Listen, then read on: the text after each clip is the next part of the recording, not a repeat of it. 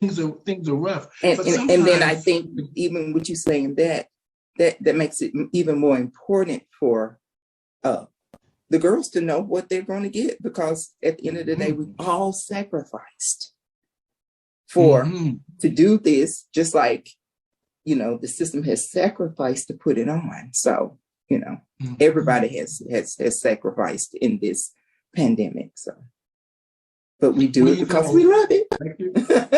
Well, you're right. Because you're right. We love the system, but the pay should be very clear, just like the scores are supposed to be very clear. Very much so. Yes, okay. Absolutely. Now, I know that. Have you always lived in Birmingham? Born and raised right here. I never lived anywhere else. This is my home, and I'm often asked why I stayed here. But I'm a small town girl. I love the small town living. I can't stand the traffic. When I go over to Atlanta, and oh my God, just I'm already always stressed for time anyway. So I definitely don't need traffic involved, So yeah, but this is home for me, and I enjoy the big cities. I love to go there and visit, but then I can come home to my small hometown and spend time with my family and my friends, and sit on my front porch and all that kind of stuff. Just a country girl. Now, I know, since you're from Birmingham, did you know Lady Chablis? Yeah, I did. Yes. And she was a former Miss Savannah Sweetheart, and so was I. So yeah, but she's from Georgia. Yeah. Oh, okay. Now the reason is because we're doing a segment on her, part of the second season as well, and so I wanted to run that across you. Once Vega told me that you were from actually Alabama, I thought, let me throw that in there. Yeah. Just so I can have it connected all. Now, when you went to Continental this year, did you have any second thoughts about, because the pandemic was requiring vaccinations and proof of those vaccinations? Absolutely. And the fact that, so what did you think when you said, I want to go, but there's too many obstacles in my way? Well, the greatest obstacle that would have been in my way was actually over. During last year, I lost both of my parents, one in April and then the other in August. So, like I said in the beginning, God does things and He does it decent and in order. And for everything, there's a reason and a season.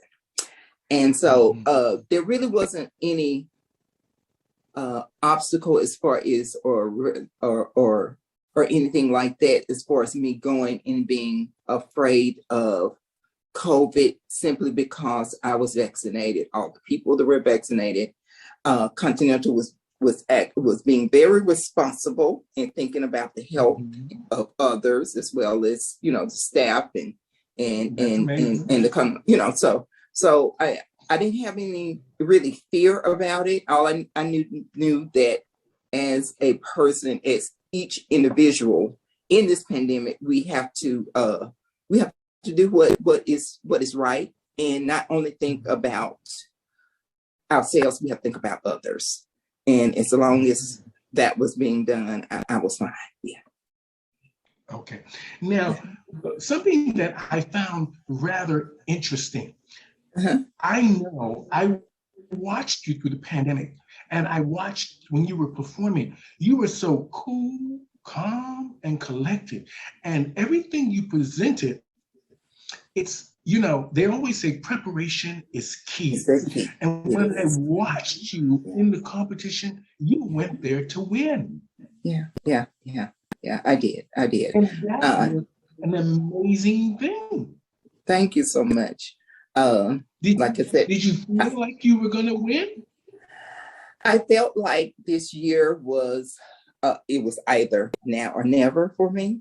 And that was the attitude I took.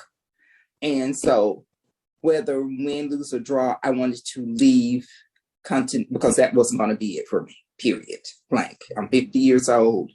It's very expensive. At 50, it's very stressful, but I try to stay cool with it. And you know what I'm saying? Yeah. So I just wanted whatever happened for me to leave a mark. And, it's always best to bow out gracefully and at your best, because that's the last thing people remember. Yeah, on the high. So that was my attitude as far as my preparation was concerned. I just made sure that I dotted my I's and crossed my T's. I thought about everything from the dressing room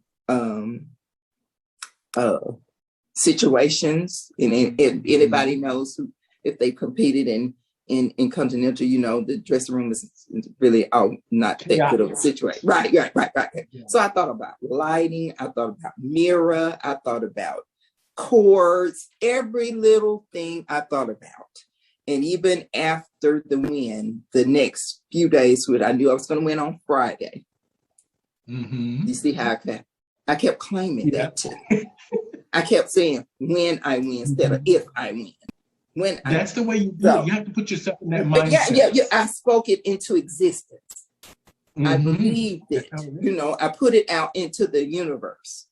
And so I even thought about, I have to be prepared to perform these days and do these walks, and people don't want to see the same thing that they saw on Friday.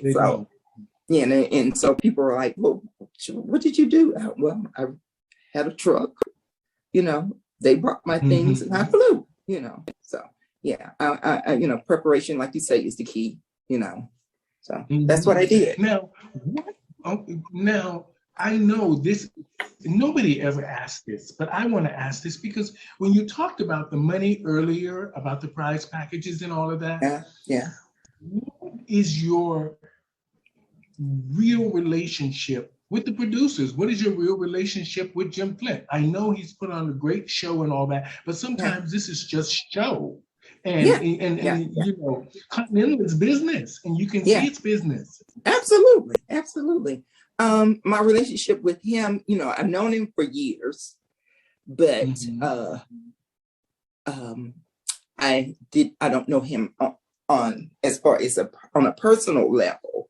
It was just always me, coming to compete, and then I would leave Chicago and I wouldn't see you till the next year, or if we cross somewhere at a preliminary. So our relationship is young. I'm excited about it.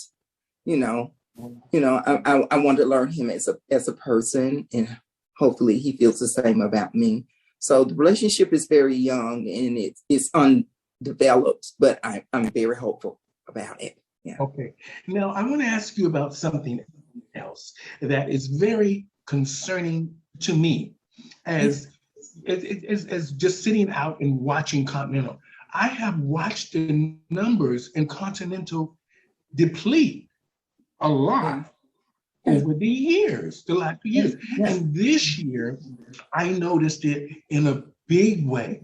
What do you think the problem is? I mean, I know the pandemic was part of the problem. Yeah, that's part of it, but the numbers. Go ahead. I'm sorry.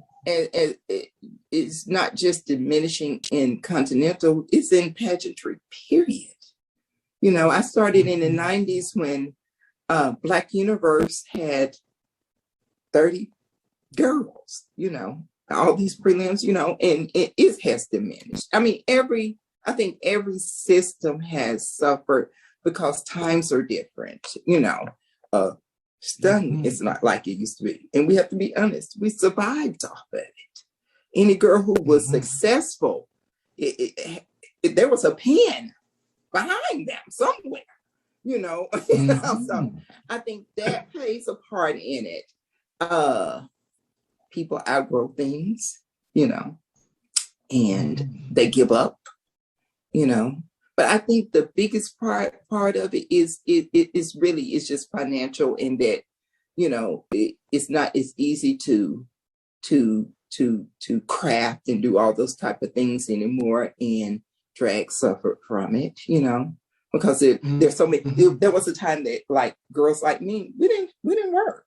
We just did pageants or whatever else they did, And but I've always been a girl. I've always worked. When I came out of high school, and I've never, been without a job, but that was rare for that time.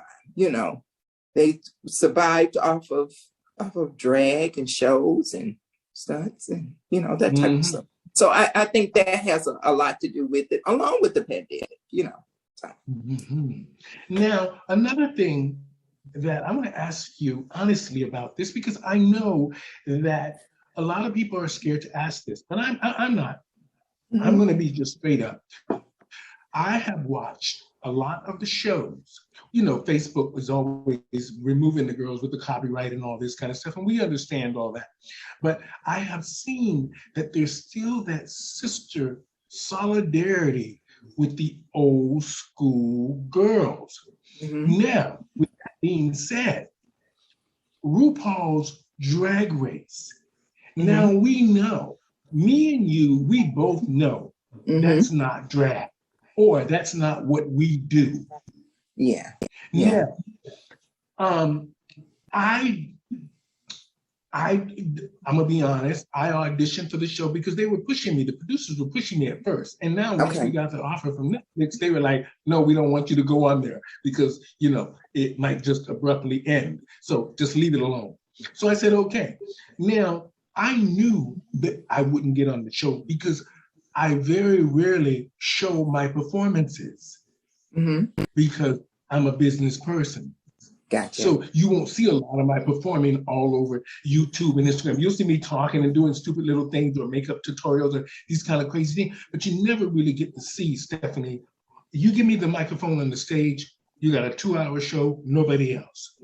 Now, what I want to talk about is, do you think, because I really do, RuPaul's trying to backtrack now, putting trans women on there, but she's putting trans women on there that don't nobody know. And nobody cares about, and nobody's following. Because I think in her mind, she thinks this is easy.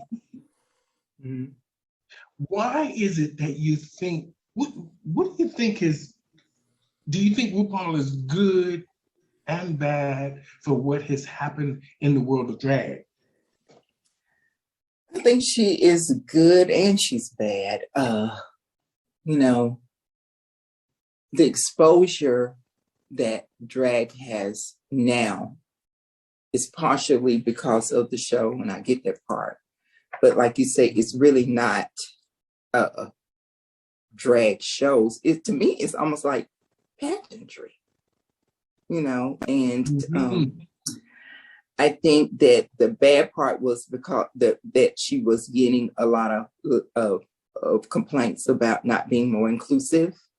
And so therefore now it's like, okay, well, I'll bring in the drag, because it was always, they wanted to see the transformation, it wasn't, people who lived their life as women every day for whatever reason. I guess they felt like that wasn't sellable, whatever the word is, marketable, whatever. But when you think about it, we've been doing this a long time and we've been making money from it. So he should have known that he should have stuck with this routine and had a lot of the girls who have been in the trenches for years on that show, whether they were performing or panel judges or doing makeup or doing hair. I really think that he missed an opportunity to make the show bigger than what it could have been. What it was, and be more inclusive in the community, But at the end of the day, we know it's all about Oh yeah. And sometimes we will sell our soul to the devil for $1, honey. So, there you have, All right. Our next thing I want to talk about is, I know Tanisha Cassadine and Erica Andrews. Yes. They both came to Toronto to help me get things started here. Okay. I ran into a lot of adversity because I want to say this first. When RuPaul before he even did the show to Out TV. I'm the first host that he hired to do the shows in Ottawa. From the whole concept and everything. He never even thanked me or anything. That's okay. I'm okay now. Yeah. But yeah.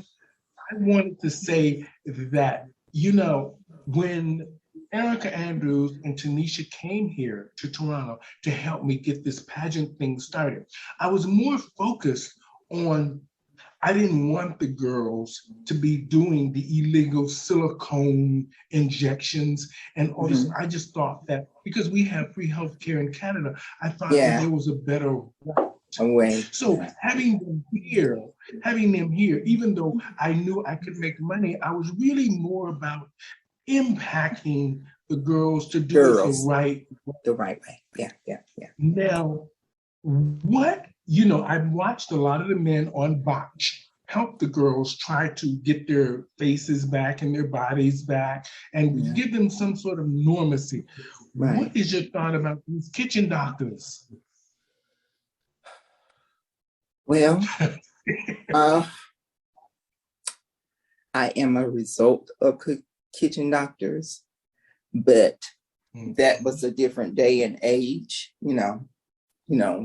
times have evolved. And just like you say, we didn't have those avenues to get things done. So we had to do the black market way. We weren't fortunate enough to, do the other ways.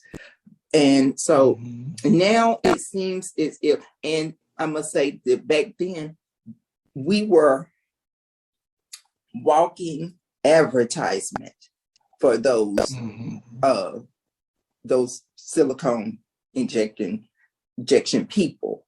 And so it seems like back then they took more time, especially when you were a pageant girl, because that was just like that's the way you really got onto and she did her and blah, blah, blah. So that just the avenues, it would spread. And so now it seems as if it, like I said in the beginning, it's all about the dollar. They don't care about their reputation. They don't care about the health of others. And they did, it's just all about the money, and they don't care about people, and then there are some who know that they are not good at what they do, and that they have harmed people or killed people, and they continue to do it because they've gotten away with it,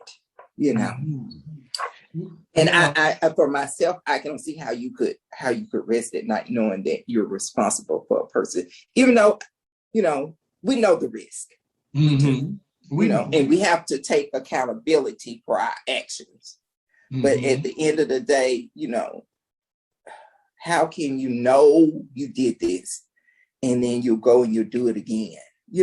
I just couldn't take that chance. If I did it one time and something went wrong, I couldn't do it again.